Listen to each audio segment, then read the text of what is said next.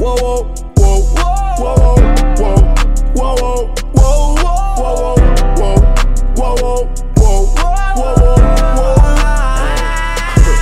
Yeah. Wake up, fuck your bitch before. What is going on, YouTube? It's your boy 30G. We back again with another video. Now, before I start, you guys can go ahead and smash that like and subscribe. I would definitely appreciate that. But in today's video, we're going to go ahead and compare both NBA Live 18's Archetypes player type system with NBA 2K18's Archetype player type system. Now, I have to say this. This video is not intended to shit nor disrespect anything related to Live 18 style or anything they have added in their game, but simply to really compare and why it's important that they go in depth with this type of system, because we see now, for those who don't know, 2K has introduced at least now 187 or 189 archetypes, and that is ridiculous. That's like an overhaul in what type of styles people, and unique styles at that, people can go ahead and create. Now we're going to start with NBA Live 18. You see the archetypes available, and we're going to choose guard, which only allows for point guard and shooting guards to choose this available archetype. It shows offensive shooter, offensive slasher, defensive backcourt defender, and balanced playmaker. So you have at least 4 archetypes that you could choose from that have specific abilities, allowing you to upgrade and unlock traits for those specific abilities. Now for point shooter, it says run the offense while also spacing the floor with his knockdown shooting ability. You have offensive slasher, which uses the quickness to finesse and slash through the defense and finish at the rim. Then you have backcourt defender, which says pesky guard capable of getting into opponent's head and dominating the defensive perimeter. And it's a balanced playmaker, all around shooting guard, controls the game and focuses on making plays for others. Now for defensive backcourt defender, I don't know if they have like this system in the game which allows your player to lose steam, or I don't even know how to even say it, where they're actually more or less skilled on the court, because that would be kind of abusive. But I haven't picked a defensive backcourt defender on this game as a guard. I did pick it for a wing though. We're gonna go ahead and now move over to the play like a wing, and if you do play like a wing, it's more like the Kawhi Leonard, Klay Thompson style, which says a versatile blend of size and quickness, which helps the players to excel in a variety of off-ball roles. And you only have 3 archetype styles, which is offensive wing shooter, which says knockdown shooter, works relentlessly to get open, must be guarded at all times. You have offensive wing scorer, which says the size, spread, and creative arsenal to get in the paint and score at will. And a defensive wing defender says relentless defender, use strength and footwork to shut down even the best offensive players.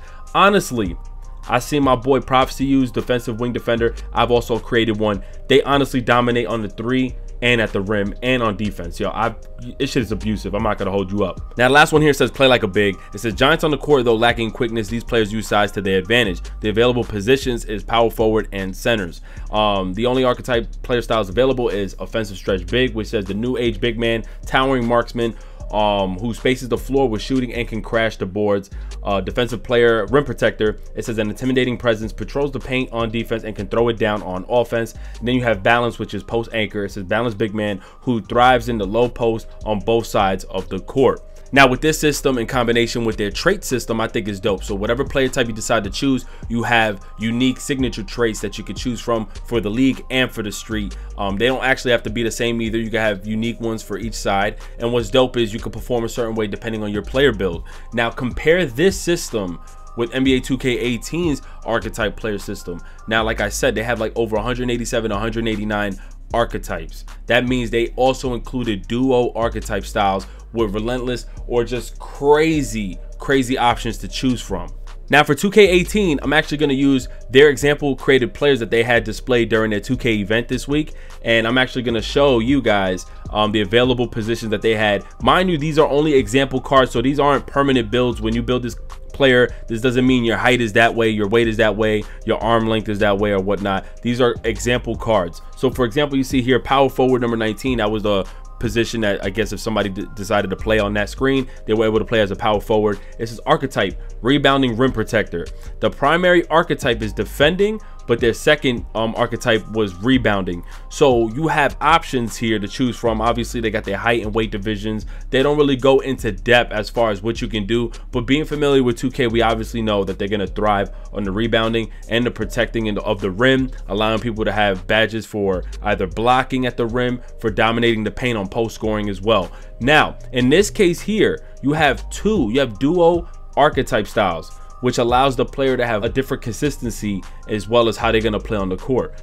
Now this position right here says power forward. This is one of the presets they had, one of the example cards. Archetype style, it says post scoring athletic finisher, combining both driving and finishing, and secondary archetype, which is post scoring. You're gonna be like similar to DeMar DeRozan with the driving and finishing, but also dominating post scoring. So you most likely gonna have not really like maybe mids, but also in the post you're probably gonna be in your best dominant. Now this might mean that you have good dribbling. You might be able to have certain badges that's going to allow you to just drive and finish, of course, but this is also another example of how to dominate, and this is using a power forward. Another image that you see here, it says centers. Now I know a lot of people are questioning the centers because they have a center that you can become a sharpshooter and a shot creator. It's fucking crazy the options they have. So here, as the preset shows, it says slashing rim protector, dog. So primary archetype here says defending, which your defense of course is on lock, and you're a center, and it's a secondary archetype is driving and finishing, which might mean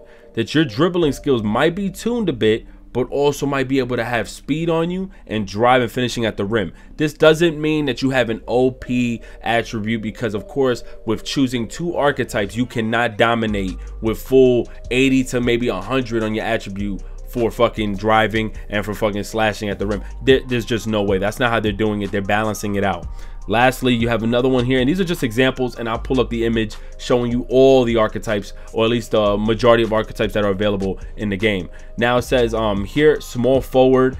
I think that's a silhouette of honestly, that looked like a silhouette of motherfucking Harden, but it says archetype slashing defender. Primary archetype says defending, and secondary archetype says driving and finishing. Now I know some of the cards were all examples, but still it just shows you that all available positions in the game, small forward, power forward, shooting guard, point guard, and centers, have the option to choose these similar and same archetypes. And the reason being is because there's so much talent in the league today. You have players that are getting rebounds and they're point guards. You have people like Westbrook who are dominating the fucking center game with rebounds. You have players like fucking Kyrie Irving who can drive, who got the dribbling moves, who can shoot threes. You have players that can overall play around the court. So having these options to choose two archetypes is fucking phenomenal. Now, after reading some of these example cards, I have a link in the description if you want to go ahead and see all the available example cards that they already took screenshots of, as well as where you can go ahead and check the screenshot that I'm gonna show you here, which displays almost all of the archetype styles that you could choose from.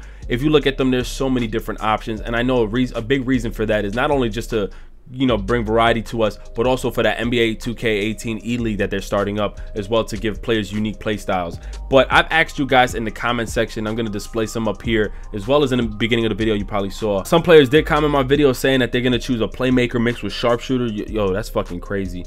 We got a guy named Alex Singleton, shout out to you, my homie. He put, we rock it with the slasher playmaker build most likely, or slasher lockdown. Now these are just some of the options that you could choose from with 2K, and allowing you to dominate in both either post, defense, shot creating, playmaker, shooting from the three, fucking limitless range. It's gonna be crazy. Now if you do choose two archetypes, I must tell you, I must warn you again, you will not be able to just dominate 99 or all the way 3. So if you do choose a sharp alongside with driving and finishing or shot creating, that doesn't mean your 3-point shooting is going to be at the 90s. It might be like 75 to 80, 85. I will say that there's more variety and options, of course, with 2K, allowing players to, you know, create much more of a unique play style, as well as, you know, depending on height, position, their archetypes is going to be fucking crazy. But I want to know in the comments below, which do you feel has more depth? It sounds stupid of a question because you guys are probably going to agree with me anyways. But I still want to know what would be your ideal position and archetype style, as well as which do you think has better depth. Comment below, subscribe, like this video. If you are new, make sure you guys join the team, man. 3MG Live. We is out of here. You have a blessed one. Peace. The weather's cold, we're getting older. Things even change when it gets colder. But we'll move on just like a mountain. The sun is sky.